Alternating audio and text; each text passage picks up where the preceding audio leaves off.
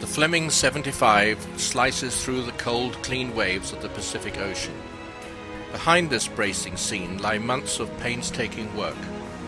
In this video, we will take you to the yard in Taiwan so that you can appreciate for yourselves the steps that lie behind the building of these fine motor yachts. Taiwan has a maritime tradition centered around the port city of Kaohsiung in southern Taiwan, with its landmark 85-story building.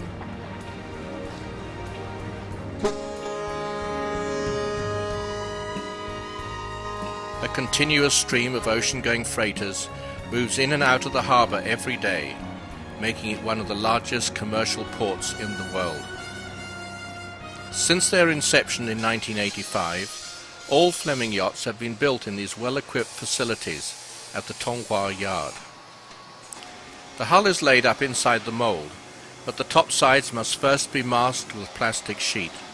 Surface layers are pre-laminated in the hard-to-reach portions of the deep keel. The white gel coat on the top sides is backed with black, making it easier to spot entrapped air during lamination. Planking grooves appear as raised ridges on the inside of the mould, and the upper and lower edges of each and every ridge are filleted to reinforce the corners. In Fleming yachts, every component, no matter how minor its function, is gel-coated and built inside a mould and is constructed using multiple layers of hand-laid fiberglass reinforcements. Following completion of the basic lamination, main stringers are laid up over foam formers which run the full length of the boat.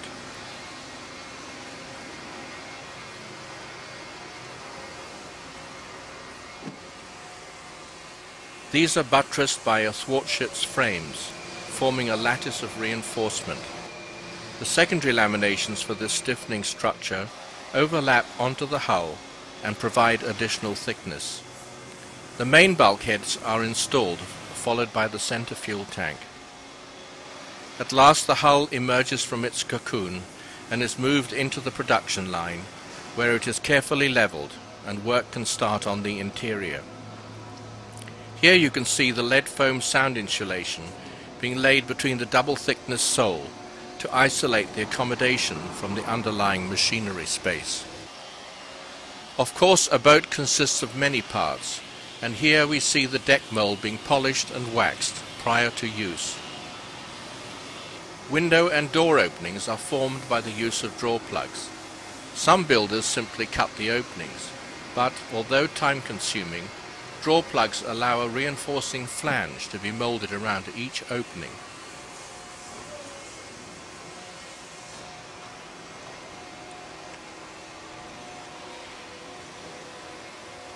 As with the hull, white gel coat is sprayed over a red mould.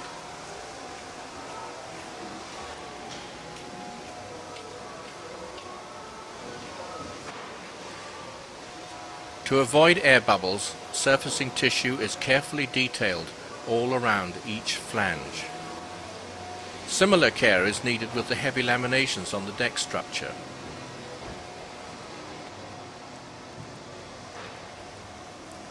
Before the deck is installed, the engines are lowered into the hull, and here the Caterpillar technician is installing the transmissions. Aquadrive engine mounts and other components are added before the engines are lifted into place.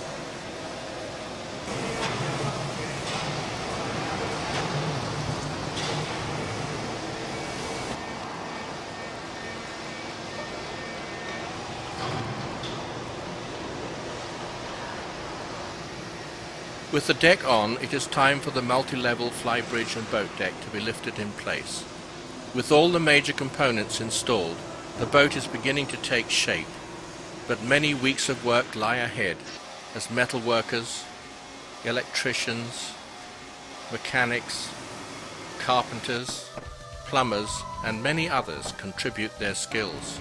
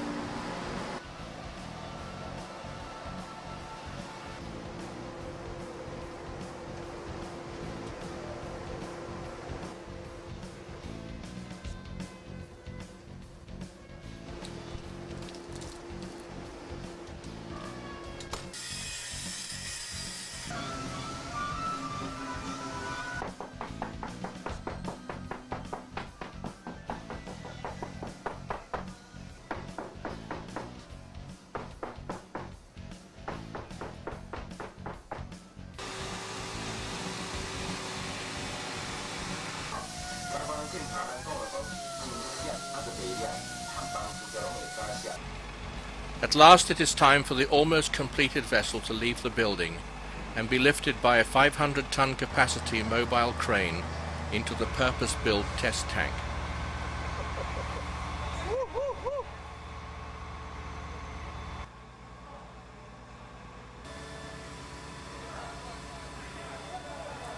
As she enters her element for the first time, the water gushing from the tank is proof that Archimedes had it right more than 2,000 years ago.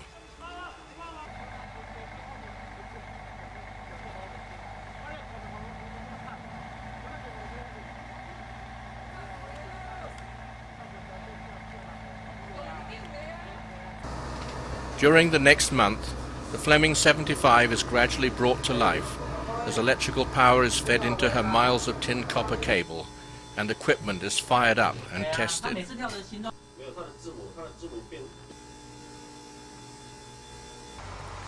Then it is time for her second rendezvous with the giant crane as she is removed from the test tank and loaded onto the custom trailer which will be used to transport her to Kaohsiung docks. Before leaving the yard, she is parked beside her smaller sister, the Fleming 55. Traveling overnight, the Fleming safely maneuvers through the Taiwan traffic to Kaohsiung's fishing port, where she has her third rendezvous with the crane.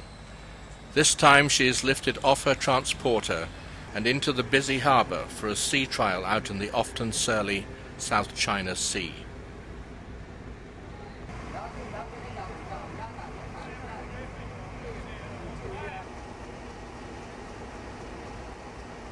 Here she is put through her paces under operating conditions, with representatives from all the major equipment suppliers on board.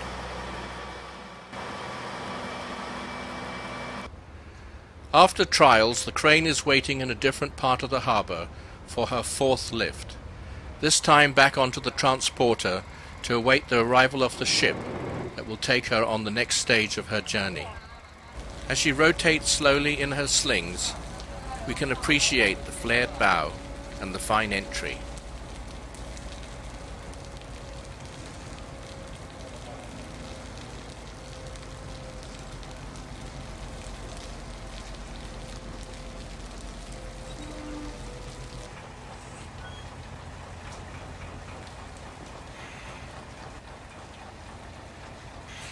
The propeller is checked by a representative from the manufacturers. After many months of work, lift number 5 hoists the Fleming 75 from the land that gave her birth onto the freighter that will carry her across the oceans of the world to her final destination.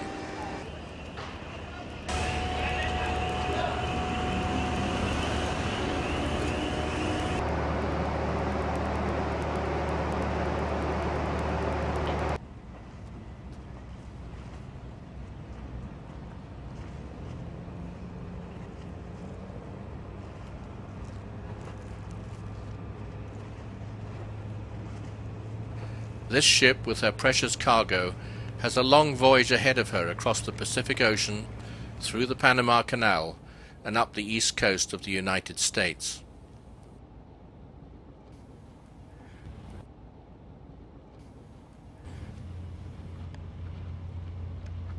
On her arrival, a sixth and final lift sets her down in the waters of her port of entry.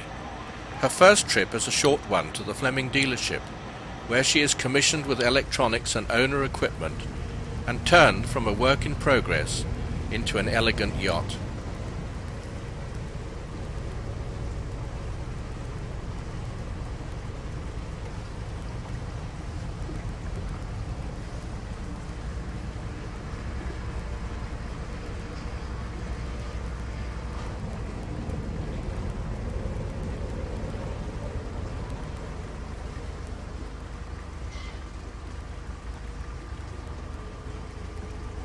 The Fleming 75 made her world debut at the Miami International Boat Show in 2002, where many were able to go aboard her for the first time and appreciate the results of months of hard work by so many, both in Taiwan and after her arrival.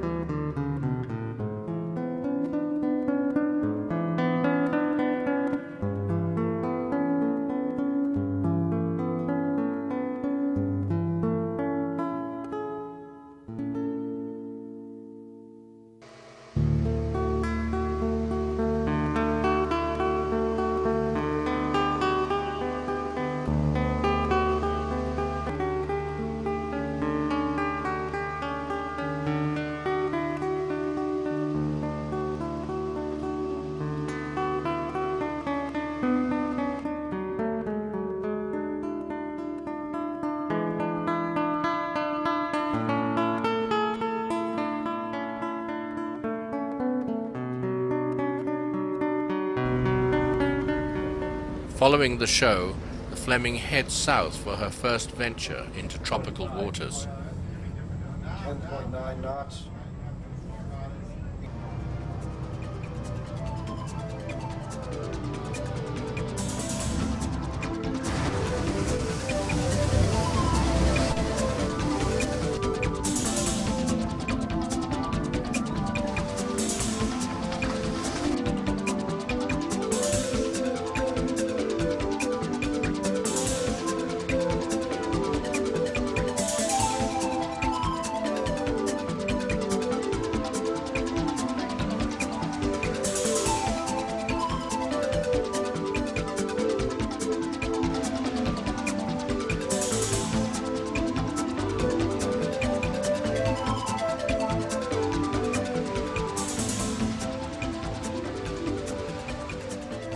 Fleming 75s have already travelled the entire length of the western and eastern seaboards of the United States, as well as making the long journey from one coast to the other through the Panama Canal.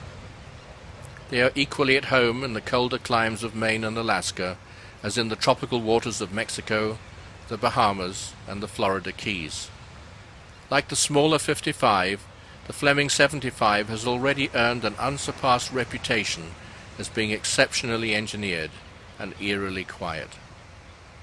The Fleming 75s deserves the close attention of the discerning, who desire a motor yacht to carry them in comfort and safety from fashionable marinas to wherever their dreams might take them beyond the furthest horizon.